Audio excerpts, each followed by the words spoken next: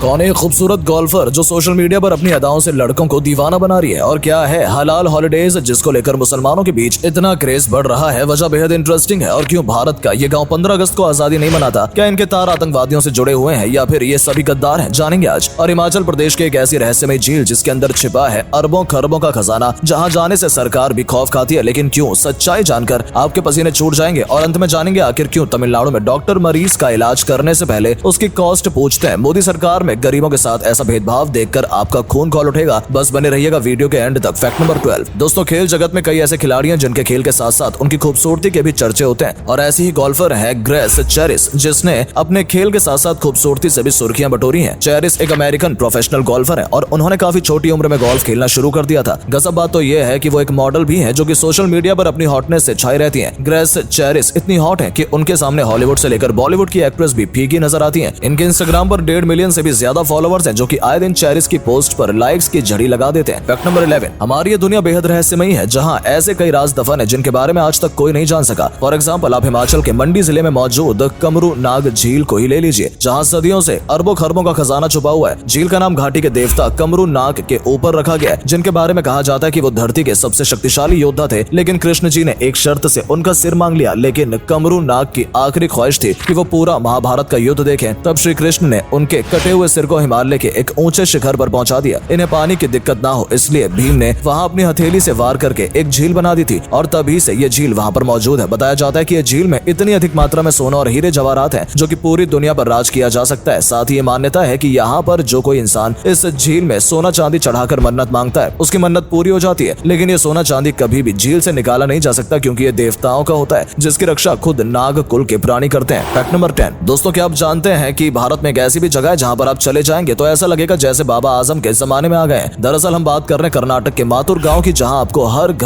घर से वेद मंत्रों की आवाज सुनाई देगी। लोग एक दूसरे से इंग्लिश या हिंदी में नहीं बल्कि संस्कृत में बात करते हुए दिखेंगे। आपको जानकर हैरत होगी कि आज भी इस गांव में गुरुकुल की तरह ही हर किसी को शिक्षा दी जाती है, वो भी पेड़ के नीचे बैठकर। यही नहीं, यहाँ पर बच्चे बच्चे को वेद पढ़ना कंपलसरी है। गांव की इसी क्वालिटीज की वजह से आज इसे संस्कृत विलेज ऑफ इंडिया कहते हैं। Fact number 9। शादी हो या फिर किसी भी तरह की पार्टी, कहा जाता है कि अगर नागिन डांस नहीं हुआ तो समझो कुछ भी नहीं। लेकिन आपने कभी सोचा आखिर ये डांस स्टेप इतना पॉपुलर हुआ कैसे? असल में दोस्तों, इसके पीछे का कारण कुछ और नहीं बल्कि 1986 में आई नगीना मूवी थी, जहां श्रीदेवी ने इस गाने में ऐसा डांस किया कि फिर ये इंडस्ट्री का स्टेप मार्क बन गया। यहाँ तक कि हॉलीवुड की मूवी ब्राइड एंड प्रेजुडिस में भी इसे फिल्माया गया। इस डांस को लेकर सबसे अच्छी बात यह है कि इसे बाकी डांस की तरह सीखने की जरूरत नहीं, बस जब मन करे नागिन की तरह झूमने लगी। Fact number 8। दोस्तों, समर हॉलिडेज या फिर विंटर हॉलिडेज के बारे में तो आपने सुना ही होगा, लेकिन क्या आप हलाल हॉलिडेज के बारे में जानते हैं? दरअसल हलाल हॉलिडेज का मतलब होता है ऐसी जगह जहां पर मुस्लिम अपनी धार्मिक मान्यताओं और प्रथाओं से समझौता किए बगैर छुट्टियों का आनंद ले सकते हैं। यानी कि ऐसी जगह जहां पर उन्हें खाने के साथ शराब नहीं परोसी जाए, जहां होटलों में नमाज अदा करने के लिए उन्हें चटाई दी जाए, और तो और उनके धर्म से जुड़ी उन सारी बातों का ख्याल रखा जाए जो उनके लिए हराम है। वेल, इसी को देखते हुए कई कंपनियां हलाल हॉलिडेज का पैकेज तैयार कर रही हैं, ताकि अरब देशों के अलावा भी मुसलमान वेस्टर्न कंट्रीज में बिना अपने कल्चर का समझौता किए छुट्टियों का मजा ले सके। Fact number 7। दोस्तों, गर्मी तो जोरों शोरों से पड़ रही है, लेकिन क्या आपको पता है कि ये इससे सुकून देने वाली दुनिया का सबसे पहला पंखा मिस्र देश में स्विलर स्कॉट वेरियर ने बनाया था। परंतु ये एक टेबल फैन था, जिसके बाद फिलिप दिहाल नाम के एक युवक ने सिलाई मशीन की मोटर पर पंखा लगाकर सीलिंग फैन का आविष्कार किया, और फिर हर जगह पंखे को लेकर अलग ही क्रेज हो गया। Fact number 6। भारत में करीब 130 साल पहले साबुन आया था, पर क्या कभी आपने सोचा है कि उससे पहले कपड़े कैसे धोए जाते थे? असल में दोस्तों, पहले भारतीय लोग ऑर्गेनिक चीजों से कपड़े साफ करते थे, जिसमें रीठा सबसे अधिक इस्तेमाल किया जाता था। इस दौरान रीठा के छिलकों से निकला झाग गंदे कपड़ों में मैल को पूरी तरह से साफ कर उन्हें एकदम चमकदार बना देता था। सिर्फ इतना ही नहीं, आज भी महंगे और रेशमी कपड़ों को रीठा से ही साफ किया जाता है। हालांकि उस दौर में रीठा हर किसी के पास नहीं होता था, इसलिए पहले लोग कपड़ों को गर्म पानी में रख देते थे और फिर उसे पत्थर से पीट पीट कर साफ करते थे। इसके अलावा कपड़े धोने के लिए रेह का इस्तेमाल किया जाता था, जिसके अंदर मौजूद सोडियम सल्फेट, मैग्नीशियम सल्फेट और कैल्शियम सल्फेट कपड़े साफ कर दिया करते थे। Fact number 5। चलिए अब आपको मिलवाते हैं दुनिया के सबसे खतरनाक एलिवेटर से, जो कि सिजैक रिपब्लिक की राजधानी पराग में स्थित है। इस एलिवेटर की सबसे खास बात यह है कि ये कभी नहीं रुकती, और इस पर चढ़ने के लिए आपको परफेक्ट टाइमिंग की जरूरत होगी। इसकी वजह से इस एलिवेटर को एलिवेटर ऑफ डेथ कहा जाता है। लेकिन गजब बात तो यह है कि आज तक कोई भी दुर्घटना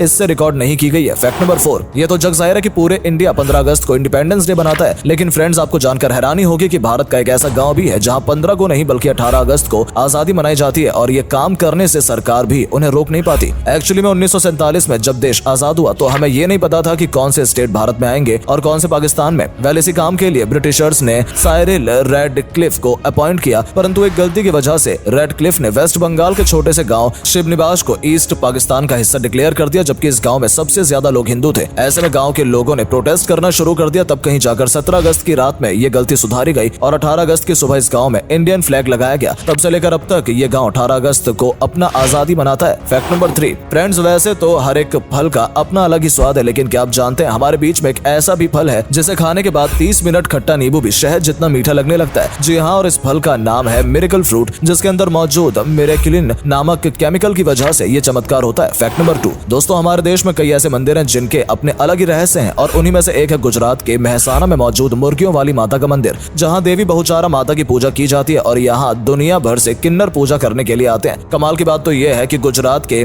बेचराजी कस्बे में स्थित ये मंदिर दुनिया का इकलौता ऐसा मंदिर है जिसे किन्नरों के अलावा कोई भी पूजा नहीं कर सकता। साथ ही इस मंदिर में रोज अनगिनत मुर्गे घूमने आते हैं, इसलिए इस मंदिर को मुर्गे वाली माता के मंदिर के नाम से भी जाना जाता है। इसके अलावा कहा जाता है कि किन्नरों के इस मंदिर में पूजा पाठ करने से उन्हें अगले जन्म में किन्नर जन्म नहीं मिलता। साथ ही यहाँ पर वो लोग मन्नत मांगने आते हैं जिसकी कोई संतान नहीं होती। फैक्ट नंबर 1 दोस्तों, कहा जाता है कि डॉक्टर भगवान का रूप होते हैं, लेकिन आपको जानकर हैरत होगी कि तमिलनाडु में इलाज से पहले डॉक्टर वहाँ के लोगों की कास्ट पूछते हैं। अब आप सोच रहे होंगे आखिर ऐसा क्यों है, तो बता दें कि तमिलनाडु में वैश्य आर्य चेतना नाम की एक ऐसी कम्युनिटी है जिसे एनेस्थीसिया से एलर्जी है, यहाँ तक कि इससे उनकी मौत भी हो सकती है। सीधे शब्दों में कहा जाए तो इस कम्युनिटी के लोगों के बॉडी में वो एंजाइम नहीं मिलता है जिससे एनेस्थीसिया को प्रोसेस किया जा सके। वेल इसके पीछे का कारण इस कम्युनिटी के लोगों का आपस में ही शादी करना है, जिसकी वजह से इनके जीन्स में डाइवर्सिटी नहीं आ पाती और इन्हें ये खतरा बना रहता है। तो दोस्तों आज के लिए बस इतना ही। आपको ये वीडियो पसंद आई हो तो इसे लाइक करके ज्यादा से ज्यादा शेयर करना बिल्कुल ना भूलें। धन्यवाद।